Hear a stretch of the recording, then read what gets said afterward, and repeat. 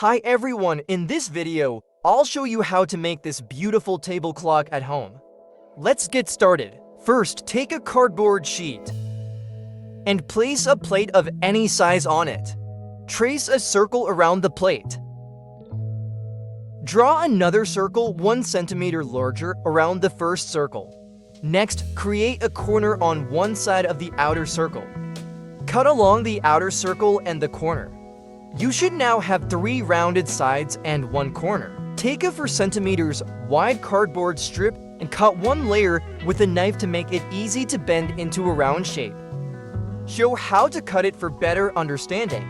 Attach small pieces of tape around the edge of the first circle. Then place the strip along the taped edge, securing it well. Seal the strip with more tape to ensure no cement leaks out. Your mold is now ready. Wrap the plate in aluminum foil and place it in the center of the circle made earlier. Use a glue gun to secure it. Pour a mixture of cement and water into the mold.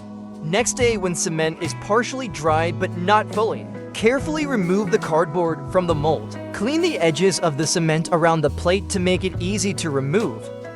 Gently turn the upside down and remove the plate. Handle the cement piece with care to avoid breaking it. Make a hole in the center. I used matte black spray paint, but you can use any paint. Ensure it fully covers the surface. In the designated areas where the golden color will be applied, ensure there is a base coat first. This prevents the golden color from reacting and turning black. Apply the tape in this manner for clean edges. I'm using Rust-Oleum Metallic for the golden color. Apply it to the center. Gently peel off the tape to reveal clean, sharp edges. We'll fix the clock mechanism and hands. I hope you enjoyed this video. If you did, please like the video and subscribe to the channel to get more videos like this.